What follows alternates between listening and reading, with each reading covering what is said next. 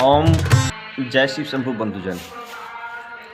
आज हम लोग जैन धर्म के संबंध में चर्चा करेंगे कि आखिर सबसे पहले जैन धर्म कैसे उत्पन्न हुए थे। मतलब इसका जैन धर्म का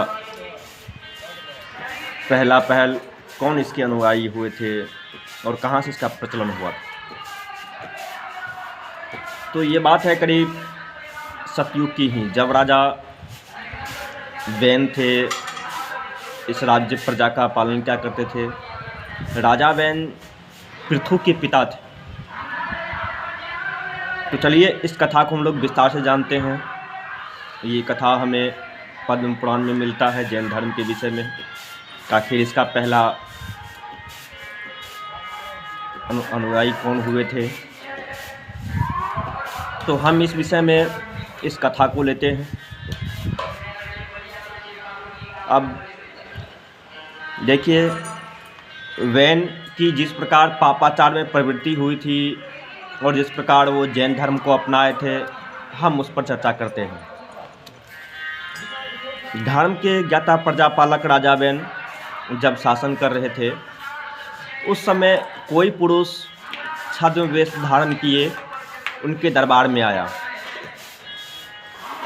उसका नंग धरंग रूप, विशाल शरीर और सफ़ेद सिर था।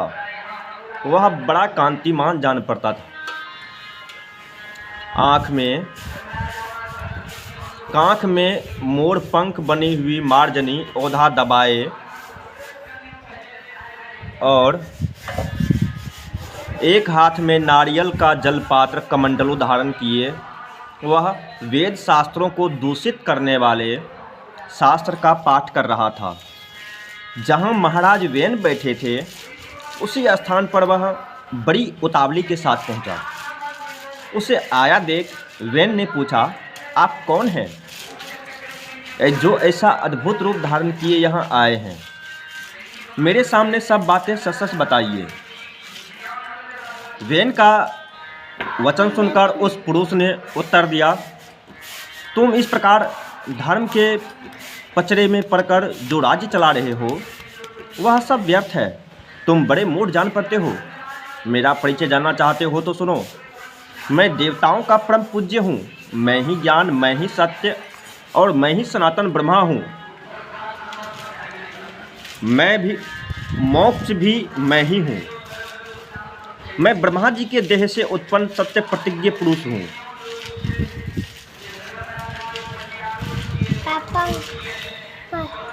मुझे जिन स्वरूप जानो, सत्य और धर्म ही मेरा कलेश्वर है। ज्ञान परायण योगी मेरे ही स्वरूप का ध्यान करते हैं। फिर वैन पूछते हैं, आपका धर्म कैसा है? आपका शास्त्र क्या है तथा आप किस आचार का पालन करते हैं? ये सब बातें बताइए।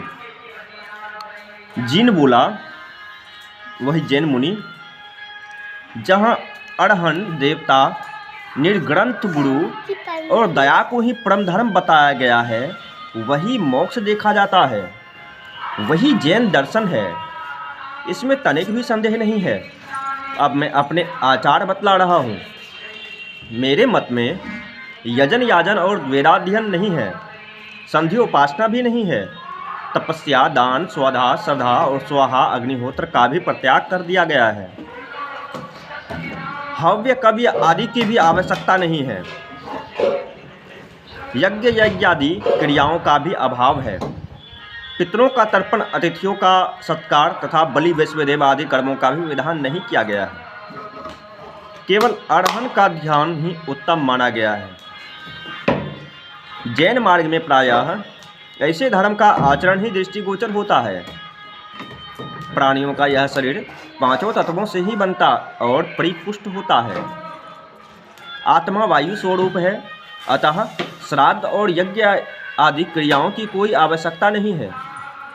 जैसे पानी में जल जंतुओं का समागम होता है तथा जिस प्रकार बुलबुले पैदा होते और विलीन हो जाते हैं, उसी प्रकार संसार में समस्त प्राणियों का आवागमन होता रहता है। अंतकाल आने पर वायु रूप आत्मा शरीर छोड़कर चला जाता है। और पंच तत्व वो पांचों भूतों में मिल जाते हैं। फिर मोह से मुग्ध मनुष्य परस्पर मिलकर सारे मरे हुए जीव के लिए श्राद्ध आदि अलौकिक कृत्य करते हैं। मोहवश छया तिथि को पितरों का तर्पण करते हैं। भला मरा हुआ मनुष्य कहाँ रहता है, किस रूप में आकर श्राद्ध आदि का उपभोग करता है? मिष्ठान खाकर तो ब्राह्मण लोग तृप्त होते हैं, मृतात्मा को क्या मिलता है? इसी प्रकार दान की भी आवश्यकता नहीं है। यदि अन्न का भोजन किया जाए तो इसी में उसकी सार्थकता है। यदि दान ही देना हो तो दया का दान देना चाहिए। देखिए, दयापरायण होकर प्रतिदिन जीवों की रक्षा करनी चाहिए। ऐसा करने वाला पुरुष चांडाल हो या शूद्र, उसे ब्राह्मण ही कहा गया है। दान का भी कोई फल नहीं है, इसलिए दान नहीं देना चाहिए। जैसा श्राद्ध वैसा दान, दोनों का एक ही उद्देश्य है। केवल भगवान जिनका बताया हुआ धर्म ही भोग तथा मोक्ष प्रदान करने वाला है, मैं तुम्हारे सामने उसी का वर्णन करता हूँ। वह बहुत पुण्यदायक है।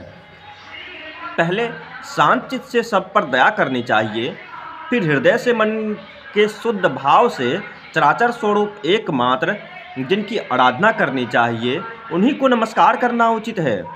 निर्श्रेष्ठ वैन माता पिता के चरणों में भी कभी मस्तक नहीं झुकाना चाहिए, फिर औरों की तो बात ही क्या है। वैन ने पूछा, ये ब्राह्मण तथा आचार्यगण गंगा आदि नदियों को पुण्य तीर्थ बतलाते हैं। इनका कहना है ये तीर्थ महान पुण्य प्रदान करने वाले हैं, इसमें कहाँ तक सत्य है, यह बताने की कृपा कीजिए।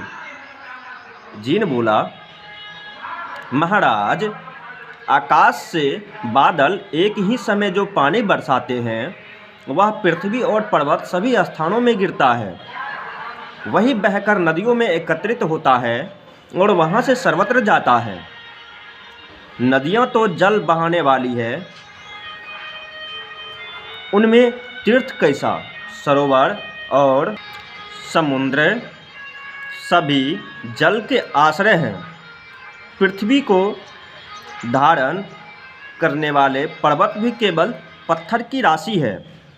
इनमें तीर्थ नाम की कोई वस्तु नहीं है। यदि समुद्र आदि में स्नान करने से सिद्धि मिलती है तो मछलियों को सबसे पहले सिद्ध होना चाहिए, पर ऐसा नहीं देखा जाता। राजेंद्र, एकमात्र भगवान जिन ही सर्वमय है, उससे बढ़कर ना कोई धर्म है ना तीर्थ। संसार में जिन ही सर्वश्रेष्ठ हैं, अतः उन्हीं का ध्यान करो, इससे तुम्हें नित्य सुख की प्राप्ति होगी। इस प्रकार उस पुरुष ने वेद, दान, पुण्य, यज्ञ स्वरूप समस्त धर्मों की निंदा करके अंग कुमार राजा वेन को पाप के भावोद्धार बहुत कुछ समझाया बुझाया। उसके इस प्रकार समझाने पर वेन के हृदय में पाप भाव का उदय हो गया। वेन उसकी बातों से मोहित हो गया। उनके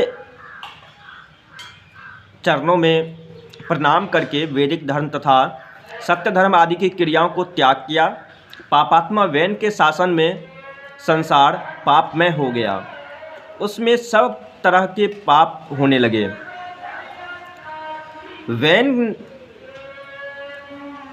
वेन के शासन से संसार पापमय हो गया, उसमें सब तरह के पाप होने लगे। वेन ने वेद, यज्ञ और उत्तम धर्म शास्त्रों का अध्ययन बंद करा दिया। उसके शासन में ब्राह्मण लोग न दान करने पाते थे न स्वाध्याय। इस प्रकार धर्म का सर्वथा लोप हो गया और सब और महान पाप छा गया। वेन अपने पिता अंग के मना करने पर भी उनकी आज्ञा के विपरीत ही आचरण करता था। वह दुरात्मा न पिता के चरणों में प्रणाम करता था न माता के। वह पुण्य तीर्थ, स्नान और दान आदि भी नहीं करता था। उसके महायशस्वी पिता ने अपने भाव और स्वरूप पर बहुत काल तक विचार किया, किंतु किसी तरह उनकी समझ में यह बात नहीं आई कि वेन पापी कैसे हो गया। तदनंतर एक दिन सप्तऋषि अंग कुमार वेन के पास आए और उसे आश्वासन देते हुए बोले, वेन, दुस्साहस ना करो, तुम यहाँ समस्त प्रजा के रक्षक बनाए गए हो। यह सारा जगत तुम पर ही अवलंबित है। धर्माधर्म रूप संपूर्ण विश्व का भार तुम्हारे ही ऊपर है। अतः पाप कर्म छोड़कर धर्म का आचरण करो। सप्तऋषियों के यो कहने पर वेन हंसकर बोला, मैं ही परम धर्म हूँ और मैं ही सनातन देवता अड़हन हूँ। धाता, रक्षक और सत्य भी मैं ही हूँ। मैं परम पुण्य में सनातन जैन धर्म हूँ। ब्राह्मणों, मुझ धर्मरूपी देवता का ही तुम लोग अपने कर्मों द्वारा भजन करो। ऋषि बोले, राजेंद्र, ब्राह्मण, क्षत्रिय और वैश्य ये 3 वर्ण द्विजाति कहलाते हैं। इन सभी वर्णों के लिए सनातन श्रुति ही परम प्रमाण है। समस्त प्राणी वैदिक आचार से ही परम और उसी से जीविका चलाते हैं। राजा के पुण्य से प्रजा सुखपूर्वक जीवन निर्वाह करते हैं और राजा के पाप से उसका नाश हो जाता है। इसीलिए तुम सत्य का आचरण करो। यह जैन धर्म सतयुग, त्रेता और द्वापर का धर्म नहीं है। कलयुग का प्रवेश होने पर ही कुछ मनुष्य इसका आश्रय लेंगे। जैन धर्म ग्रहण करके सब मनुष्य पाप से मोहित हो जाएंगे। वे वैदिक आचार का त्याग करके पाप बढ़ाएंगे। भगवान श्री गोविंद सब पापों के हरने वाले हैं। वे ही कलयुग में पापों का संहार करेंगे। पापियों के एकत्रित होने पर मलेच्छों का नाश करने के लिए साक्षात भगवान श्री विष्णु ही कल की रूप में अवतीर्ण होंगे, इसमें तनिक भी संदेह नहीं है। अतः वेन, तुम कलयुग के व्यवहार को त्याग दो और पुण्य का आश्रय लो। ये सप्तऋषि राजा वेन को समझा रहे हैं। फिर राजा वेन कहते हैं, ब्राह्मणों, मैं ज्ञानियों में श्रेष्ठ हूँ। विश्व का ज्ञान मेरा ही ज्ञान है। जो मेरी आज्ञा के विपरीत बर्ताव करता है वह निश्चय ही दंड का भागी है। पाप बुद्धि राजा वेन को बहुत बढ़ चढ़कर बातें करते देख ब्रह्मा जी के पुत्र महात्मा सप्तऋषि कुपित हो उठे। उनके शाप के भय से वेन एक बांबी में घुस गया, किंतु वे ब्रह्मर्षि उस क्रूर पापी को वहां से बलपूर्वक पकड़ लाए और क्रोध में भरकर राजा के बाएं हाथ का मंथन करने लगे। उससे एक नीच जाति मनुष्य पैदा हुआ जो बहुत ही नाटा, काला और भयंकर था। वह निषादों और विशेषतः मलेच्छों का धारण पोषण करने वाला राजा हुआ। तत्पश्चात ऋषियों ने दुरात्मा वेन के दाहिने हाथ का मंथन किया। उससे महात्मा राजा पृथु का जन्म हुआ, जिन्होंने वसुंधरा का दोहन किया। उन्हीं के पुण्य प्रसाद से राजा वेन धर्म और अर्थ का ज्ञाता हुआ। हम लोग जाने राजा वेन के कथा के माध्यम से इन जैन धर्म के उत्पत्ति के विषय में। ये सतयुग में ही जैन नाम के मुनि, वो भी ब्रह्मा जी के शरीर से ही प्रकट हुए जैन मुनि,